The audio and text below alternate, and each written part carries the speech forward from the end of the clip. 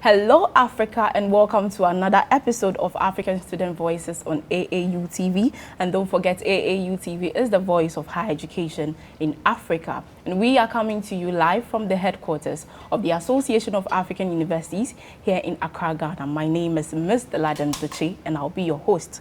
Today we will be discussing student voices in the development of higher education in Africa, and I have here with me lovely guests who I'm going to introduce after the break. But don't also forget to follow the conversation on our social media handles: Association of African Universities on Facebook and YouTube, AAU TV _African Universities on Twitter, and AAU TV Official on Instagram. We'll be right back.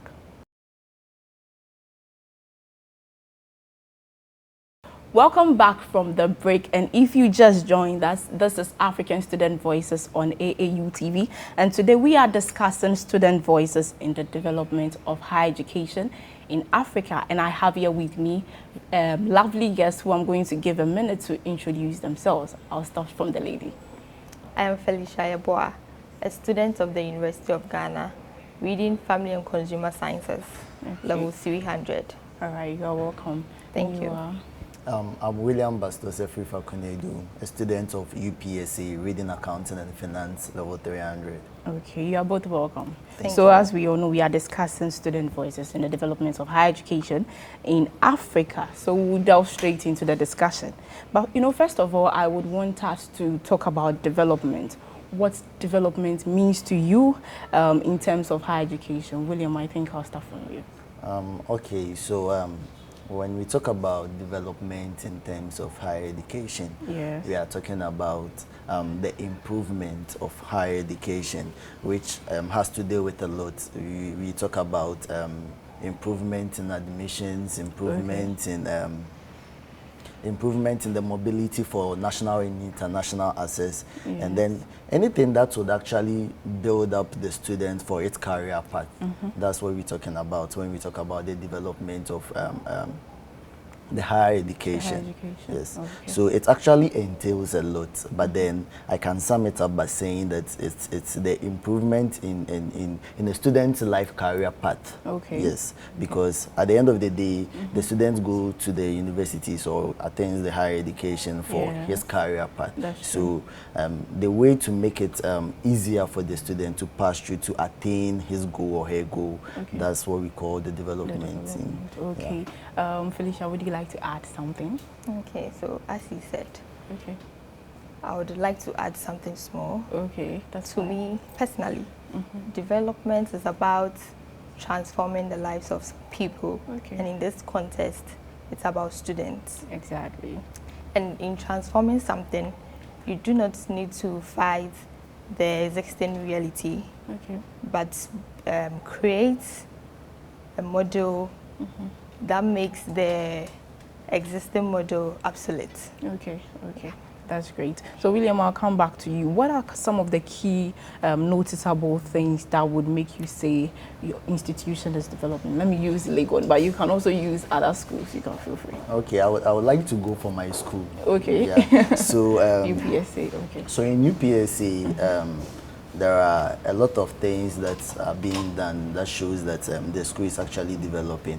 You can talk about the population of the school, because UPSA started as IPS with about in the hundreds, but now we are in the thousands. So that's a developmental thing. And then we can also talk about, you see, when Corona came, I actually based my judgment on development when it comes to the higher education standards on Corona. When Corona came, we saw a lot of schools go down, like most schools didn't do anything at all.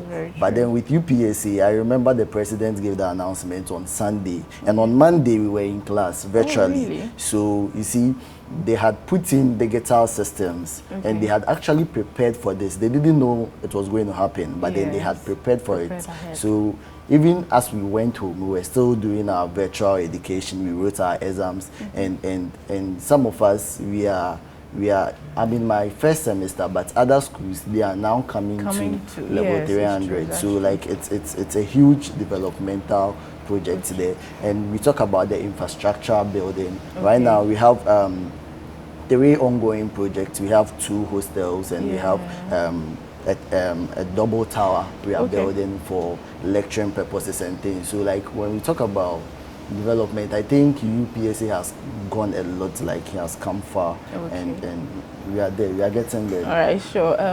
Felicia, would you like to talk for Legon? Yes, please. Okay. So some key notable things I have realized throughout my stay on University of Ghana. Yes. First of all, the security. Okay. Teaching and learning and accommodation. Talking about security, previously there were numerous cases on robbery which I'm a victim of, and other students being butchered. Okay. Students reached out to management, they had their pleas, and measures have been put in place to minimize the ongoing robbery cases. Okay. And with the teaching and learning, during the pandemic, the management introduced the modular system where teaching was basically online, which is virtual. We used Sakai, that's our main platform, and Zoom, and also Microsoft Teams. It was very helpful to most of the students. That's true. And when we come to the accommodation, in the history of University of Ghana, the freshers, the level 100s, are left to fight for the rooms themselves, which is very bad and frustrating. I have been there, I know how it feels. It was very bad. We reached out to management, and they've taken our concerns into consideration. So currently we have a new hall, which is the Vikings Hall, and it has accommodated most of the students. And there has been another initiative, which is the off-campus accommodation. So that's the neighboring communities around Legon, which is also good. Okay, so still I'll be on you, Felicia. Why do you think students' voices, why do you think we should have student voices in the first place? And if we do have it, what impact do you think it will make? There's a necessity for students' voices. One goal of elevating students' voices is to transfer information from the students to the institutional decision makers. And also listening and acting on the students' pleas. It makes the students feel they have a say in their learning process. Okay, that's good. William, would you want to add something? Why do you think student voices are so important? I always have this saying that I say that the students are actually the highest shareholders of every institution when it comes to schools. You might have your debate about it, but I always say that students can actually do without lecturers. But lecturers can do without students, because we have peer tuition, and even some of the lecturers are students. So that's true. So I think the voice of students matters a lot, because in fact, to create that enabling environment for teaching and learning, to create that environment, that cordial environment for teaching and learning, you need to know what the students have to say. You need to know what they feel, and if you don't know what the students are saying, you don't know what the students are feeling, I don't think that there will be that environment. There will always be chaos, because no one wants to listen to the other. If the students feel like the management is not listening to them, then they will also not want to listen to what the management has to say. So actually the voice of students in higher education is very, very important, because they are actually the foundation of the school. Without them, there is nothing like school. Okay, so let me still be on you, William. Do you believe, or let me say, what are some of the significant roles that a student could play in the development of higher education? What are some of the roles of students?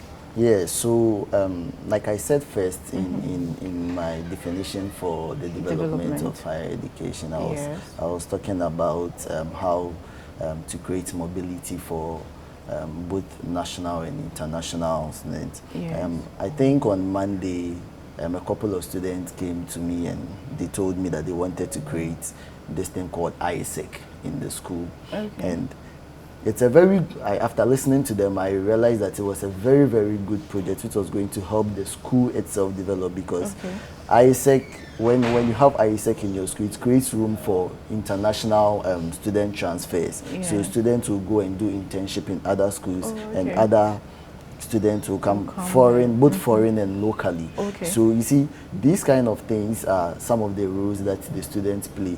Most students will not know that they're actually playing certain roles to develop their schools or to develop their institutions. But coming up with such ideologies, you know, if you put it to the management that this is what the students are saying, they would actually see that this is going to, because it's not just going to benefit the students, but it's going to sell the name of the school outside Ghana. So this is like one of the rules. And another thing that the student, like another role that the students play in the development, like I said, is the creation of a good environment for teaching and learning. Because if the students don't create that environment, trust me, lecture, you can't do nothing.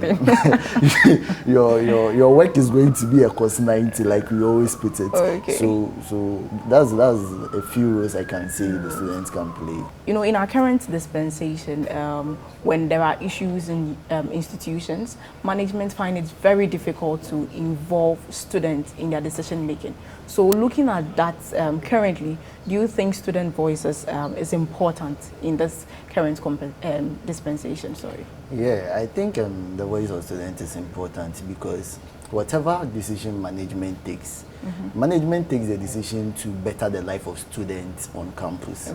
So what the students have to say in your decision for him actually matters, and it must be heard.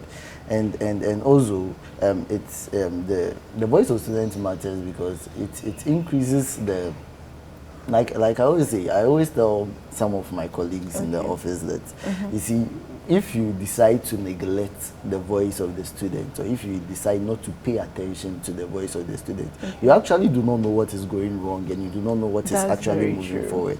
Because for example, there was this time in my school that students used to complain that they didn't know where their voices were going, like they didn't understand why they were students, and then they couldn't do so. With the leadership of my president, His Excellency Nenehita Elliott, they set up the Council of Course Reps. Now, they set up that Council of Course Reps because they felt like maybe the students can come to the SRC office to actually express their plight, so they can talk to their course reps. Now, when they talk to their course reps, the course reps to have a chairman of the Council of Course Reps who will forward whatever they say to him, and then he will then take it to the president, and then the president will take it to management. So all these things are now, after we did those things, now we realize that there were a lot of work on the ground that we actually thought. So if you give the student a chance to actually tell you what is going on, you realize that there are lots of things on the ground that you don't even have any idea about. Because you sit in the office and you feel like everything is okay, but when you go to the ground, you realize that there is but so how strong do you think these voices go a long way to help the institutions? Yeah, so I would say I can't really talk for other institutions. That's why I'm talking for UPAC. With UPAC, the voices go a long way because the president is part of the council of the school. So whatever the students have to say, when they go for council meetings, the president actually relay the information there. So with UPAC, I think we are okay. Okay, so how strong, Felicia, how strong do you think these voices help in the development of higher education or in the development of institutions such as Legon? How strong do you think student voices are, and which makes it easy to sail through management's mind to help in the development of their institution? So I made mention of me being a victim of robbery. Yes, exactly. So I reached out to some higher ups in the University of Ghana. They spoke to management, and I think my voice was heard because at some vantage points where the robbery was taking place. Okay. Now there are security personnel all over. Okay. That's the stretch of Pent, Vandi, and TF. Okay. They've been security cameras installed at vantage points also. Okay. So I think if the students are given the opportunity to voice out, the management also listens and acts on it. Okay, so if the students are given the platform to air out their views, management will work on it. We'll go for a quick break, and when we come back, we'll continue with our discussion. Stay tuned.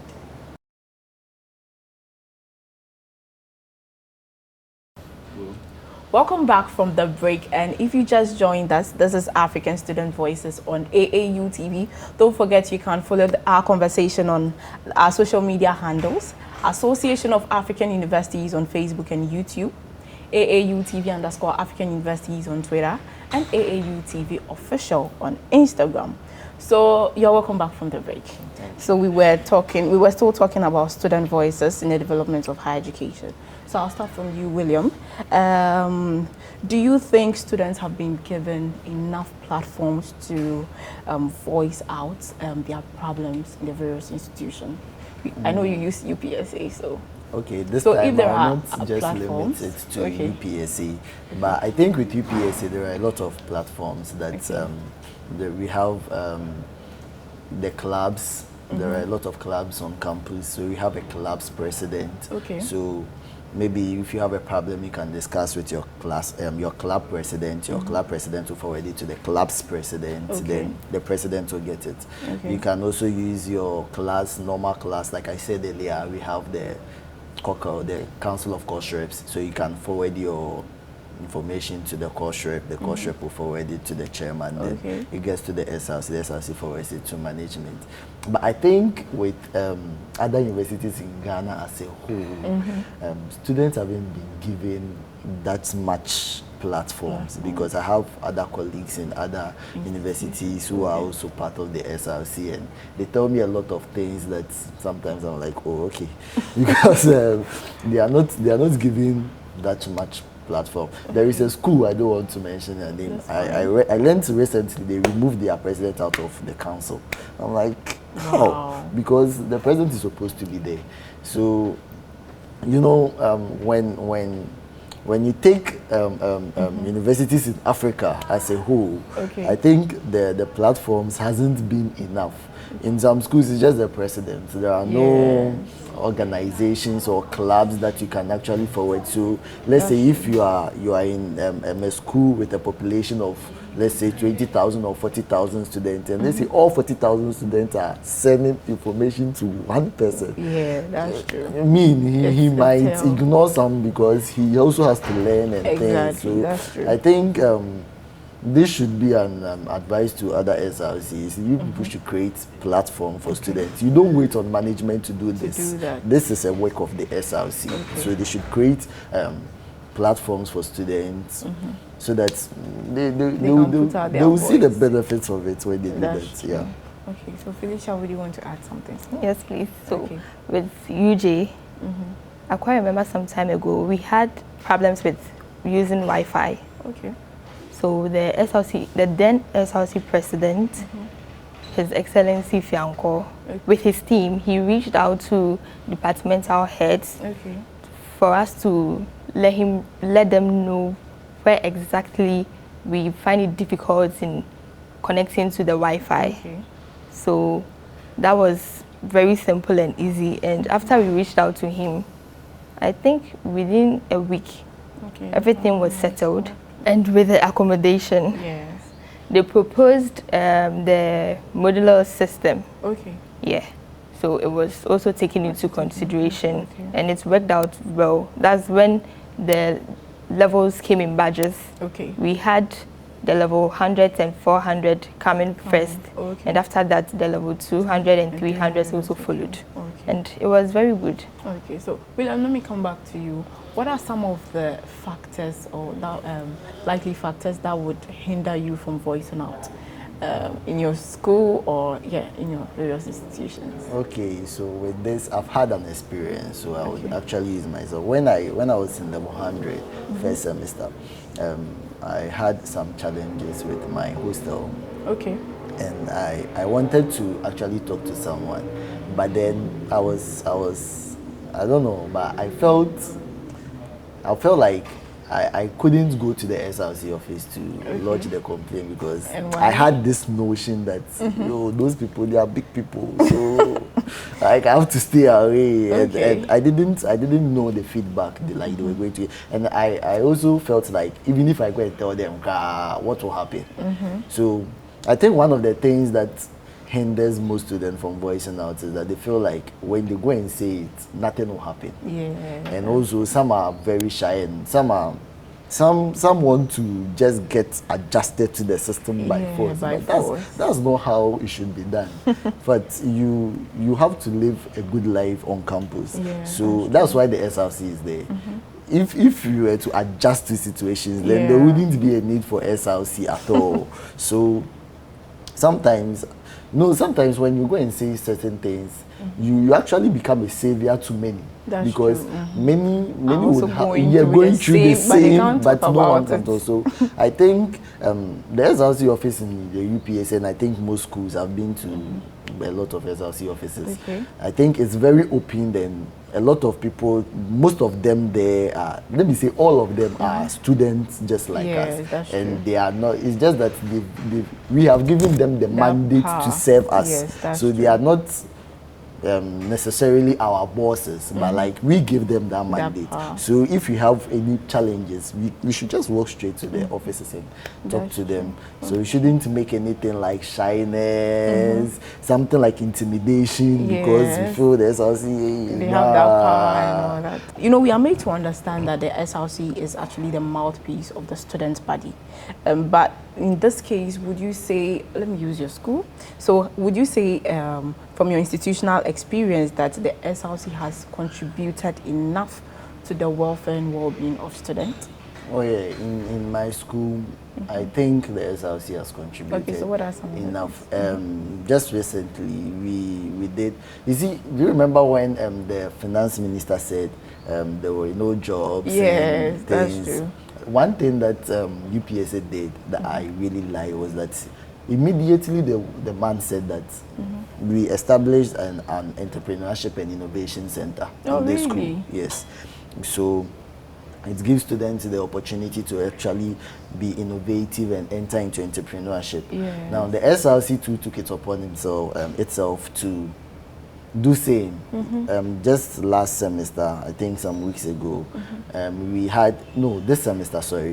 We had this program organized by the Women's Commissioner. It was an entrepreneurship program where people came to learn how to do simple things like beads, soaps, those things that they can start businesses with. And the SRC2 has also created marketing platforms for people to actually be selling products and things. And not just that, when it comes to welfare, if a student can't pay certain things like with the fees and things, the SRC has a package for students, and we can't do it for all. It's a selective package. So normally we go with the brainy but needy students. So we actually come in and then we help them. So we have a welfare committee in the SRC who is responsible for all these things. And with the freshmen, when the freshmen came, because we wanted to minimize the scams and then other things, the welfare committee selected a couple of students who volunteered to actually help the students with their registration, their accommodation and things, and we didn't take anything from them. So the UPSA SRC has actually done well for now. I don't know what we are going to do in the future, so I'll speak presently. That we've actually done well. We've helped students. We've set up businesses for a couple of students. We've helped students set up their own business. We've created a marketing platform for students. There is an innovation center and an entrepreneurship center in the school. So I think we are doing more. Okay, that's great. That's great. Felicia, what do you think the SRC, or how do you think the SRC is contributing to student welfare? I'll use Legon. Sure. Yeah. So at UJ, they have an initiative called the SRC Yeboah. Okay. They also help needy students. Okay. Brilliant. In terms of finance. Yes. We know it's not everybody that had it smoothly. Yeah, that's true. So definitely we will get people who need help, and there's an initiative like that. And with the academics too, there's the SRC rescue team. Okay. I think that was by the outgone academic head committee. Okay. The outgone academic committee head, who is Abdul Salam Mohammed, ASM. So I've been seeing his works, and with his team members, they are doing very well. And I think that was last week. Was it last week or last 2 weeks when the freshers resumed? Okay. The team, they set up, and they were helping them register their courses, because most of the freshers, they don't know anything about it. They go register courses that are not in relation to the program they are in the university to offer. Oh, okay. So that's all right. So how best, let me say, would you say the educational system in Africa is okay? Should we maintain it? William, I'm coming to you. Do you think we should maintain the educational system in Africa? I think we've come a long way, but there is more to go. Be done. Yeah. So I have a very big problem when it comes to higher education, for instance. Okay. With sports. Okay. I think most universities do not pay attention to the extracurricular activities of the school. So it has become more like just an academic affair in schools. And the other time I was speaking to a parent, and he was telling me that his son is a very good athlete. But then when he was filling the form, he didn't see any section that spoke about anything sports. It was just academics, and she was really disappointed. And I was telling her that, you see, the thing is that with schools like ours, we normally scout for these people when they come to the school. But I think we can do more by providing a session in our forms, just to show that we actually have interest. And I think most schools don't do that. Most schools don't do that. Most schools are really academic centered, and they don't really care about the extra and there are a lot of good guys in the universities, very talented, great footballers, great athletes, great, like very good, but because we don't give them that platform to exhibit their talent, it dies off with them, and you see people struggling with their education and things. Meanwhile, they can actually be doing other better things and then be combining it with their education. And that's one of the big problems I have with universities in Africa. That's one of the big problems. Yeah. Okay. So Felicia, let me come to you. Do you think the higher education institutions, or let me say our educational system in Africa, is okay? If you think it's okay, what makes it okay? And if you think you don't like it, like William said, what don't you like about it? Well, it's not. As he said, with the sports aspects of the extracurricular activities. Yes. In UJ, when you're filling the form for admissions, there's a section for you to indicate if you were involved in sports, cadets, and other extracurricular activities. So even if you enter the university and you are not good with academics for UJ, there's a platform for you to show your interest in other activities apart from it being solely academic. And the educational system, right from the onset, it's not well. It's not well.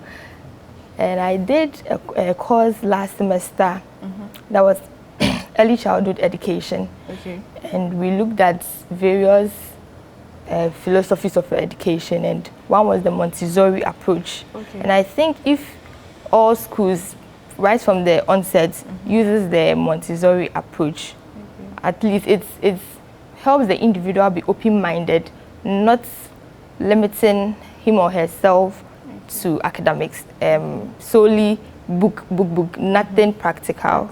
Yeah, so, and with the Montessori approach too, you do a little bit of the classroom work. Okay. There's time for you to do, there's time for you to, you have your interest, so there's time for you to also showcase how interested you are in a particular skill. Okay. Yes. Okay, then that's good. And I'll add up to what you said. She just drew my attention to something. That's fine. My president and I, we have this thing we say that our educational system, we call it a biased system. Okay, why do you say that? Because it's just academically biased. Wow. It's just academic. And like she was saying, I also have one thing that I also say that you see, in Africa, we don't really pay attention to sports. Yeah. So if you feel like you're not good academically and you want to do sports, then be the best of it. Because you would actually regret it at the end of the day. You see, be the best that you can if you think you have a talent in Africa. If not, then go with education. Because we are biased. Okay, so we're almost coming to the end of the show, and lastly, I want to know if you are given a platform to, address issues or problems that you face in the educational system or in your school, what would be some of the problems you talk about? I would still hit on the sports. Okay. Yeah, because I really like sports. I enjoy sports. Okay. I was a house sports prefect when I was in SHS. Okay. And I was an athlete, but then it's dead right now. Maybe we can revive it. Maybe one day, but right now, I don't think I would ever revive it again because it's dead. So I think I would actually address the issue about sports if I'm ever given the opportunity to address something with the educational system. I'll address the issue of sports. And right now, the issue of this strike here and there, that's true. I think it's an issue with the government, but then the people actually facing the consequences are the students. So it's one issue that if I had the opportunity, I would actually address. And I'm not speaking ill about the strike though, but I'm saying that we the students are suffering from someone's mistakes. Whether it was a mistake or not, we are the one suffering from it. So I'll also use this platform to actually beg the government and UTAC that if there is a consensus, they should actually do it fast because we are suffering. We are suffering. Okay. So Felicia, I'll take your last words. If you were given the platform to speak on any problem, what are some of the problems you speak about? Okay, so personally, at UJ, accommodation is a very big problem. Wow. I am more interested in that aspect because I've been a non-resident and I am still a non-resident. And imagine you are not in Accra, you are staying in any other region. You would have, and you don't have the money to afford these hostels. Yes, that's true. So you will definitely look out to the traditional halls, and the traditional halls too doesn't have capacity to take almost half of the students' population. So you would have to opt, either you stay with an auntie or a relative or anybody else. You would always have to prep yourself before going to school. And some people too, they don't understand why you are going to school. So they feel like everything you are supposed to do it in the house before you step out. And imagine you have a 7:30 class, and the person you are staying with insists you do a particular thing. Is it that you are going to miss the class? You are going to be late. you are going to be late. Yeah. What if there was something important the lecturer said us at that time and you were in the house working? Or even a test. Or even a test or an IA. Yes, it can be an end of STEM examination. Yeah. You would definitely miss it if the person doesn't understand you. That's true. So if UJ has done more to help, but I think there's more and a lot to do to help us, the students. So before we go, I would also want to use this opportunity to welcome all freshers to UPSA. I want you to understand that you made the right choice for joining UPSA, and you are going to have a very good time in UPSA. And the SRC office is always open. If you have any problems, just walk to the office and we'll address all your issues for you. Okay, so they will address all your issues for you.